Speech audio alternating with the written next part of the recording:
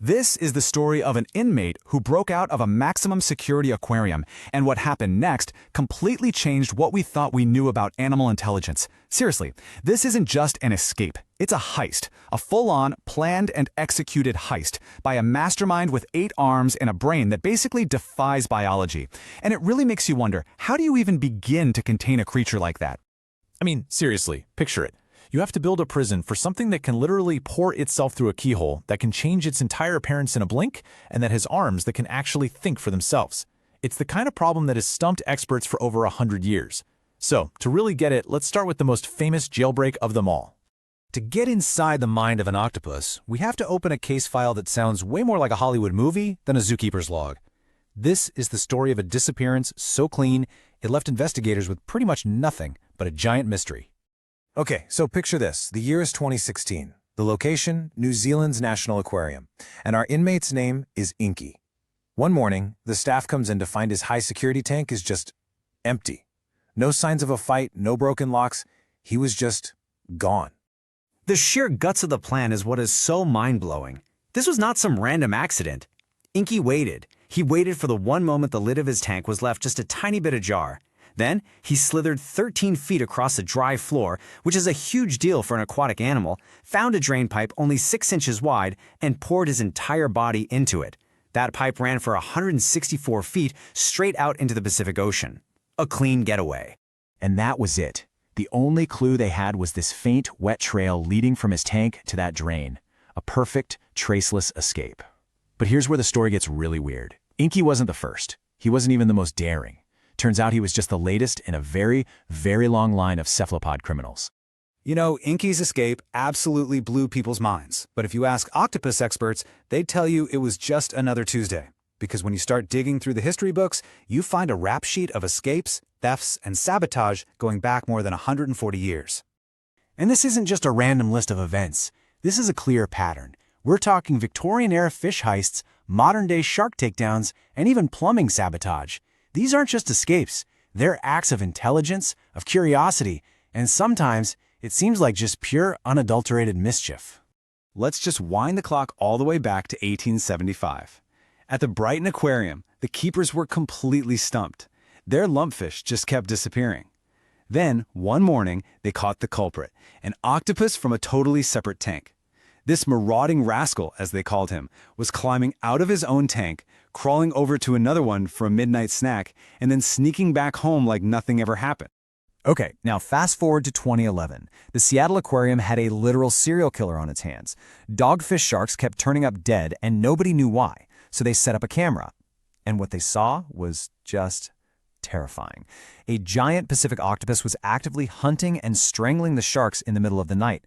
I mean, pause and just think about that for a second. An invertebrate was hunting and killing sharks. And they're not just thieves and predators, they're saboteurs. In 2009, an octopus at the Santa Monica Pier Aquarium figured out how to disassemble a water valve. She flooded the building with 200 gallons of seawater. And the motive? She wasn't even trying to escape. Some experts think she was just bored. But wait, it gets crazy. Right when the legend of Inky, the escape artist, went global, a shadow of doubt appeared. A nameless source, someone claiming to be an insider, said the entire escape was a cover-up, that Inky had just died, and the aquarium made up the story to avoid any bad press. So, was the greatest octopus escape of all time actually just a lie? Well, in the end, it almost doesn't matter if Inky's specific story is true. Because even if you take him out of the picture, the historical record is just overwhelming. We have decades of documented events just like it. So the real mystery isn't if these heists are happening. The real question is, how? How are they physically and mentally capable of pulling this stuff off? All right, to understand the criminal, you have to understand their tools. And the octopus is equipped with a biological toolkit that would make James Bond jealous. This is their physical profile. First off, let's just talk about size. The biggest species out there, the giant Pacific octopus, can weigh up to 600 pounds. That's about half the weight of a grizzly bear. Now, keep that number in your head, because what I'm about to tell you is going to sound like it makes absolutely no sense. Yep, that 600-pound animal can squeeze its entire body through an opening about the size of a quarter. How is that even possible? Well, it's because they are absolute masters of contortion. So let's break down the toolkit. Their bodies have zero bones. They're pure muscle, which lets them compress and reshape their body however they want. The only solid part is a tiny bird-like beak. So the rule is, if the beak fits, the entire animal fits.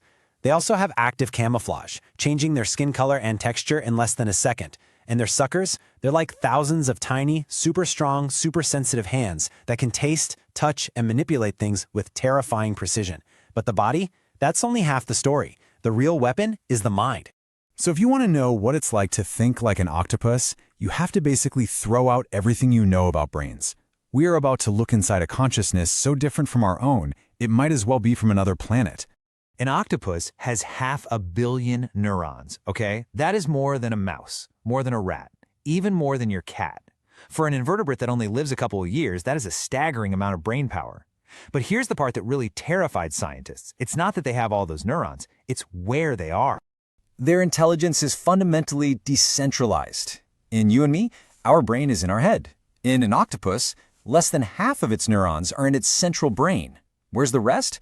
Over 60% of them are in the arms. Each arm has its own nerve center, letting it taste, touch, and make its own decisions all by itself. It's less like one brain controlling 8 limbs and more like 9 brains working together as a team. And this crazy brain structure leads to some unbelievable abilities. They can form mental maps of their surroundings, which is probably how Inky knew that drainpipe led to the ocean. They can recognize and remember individual human faces, even if we change our clothes. In labs, they use tools, they solve puzzles, they can open child-proof jars from the inside, and they plan escapes that require multiple, complicated steps. This isn't just instinct. This is straight-up thinking. So we know they're brilliant, and we know they're basically liquid. But are all octopuses created equal when it comes to breaking out? A group of scientists wanted to know, so they surveyed dozens of aquarists and researchers to create, for the first time, a definitive ranking of the ocean's greatest escape artists. So, who's the grand champion? Is it the massive giant Pacific octopus, the famously clever common octopus, or is it something else completely? Well, the answer was not what anyone expected. The results were fascinating. The #1 escape artist on the planet with a score of 8.5 out of 10 is Octopus vulgaris, the so-called common octopus. The famous giant Pacific octopus? A frequent escapee is sure, but apparently not as persistent. And here's the most shocking part. The deadly, super-venomous blue-ringed octopus is the least likely to try and escape. It seems they're just happy to stay put. We've really only documented their intelligence by watching them try to escape from our enclosures. As psychologist Jennifer Mather says, there isn't an awful lot that will stop them. And all of this leaves us with one final kind of haunting question. If they are capable of this level of planning and problem solving while they're trapped inside a glass box, what in the world are they thinking out there in the vast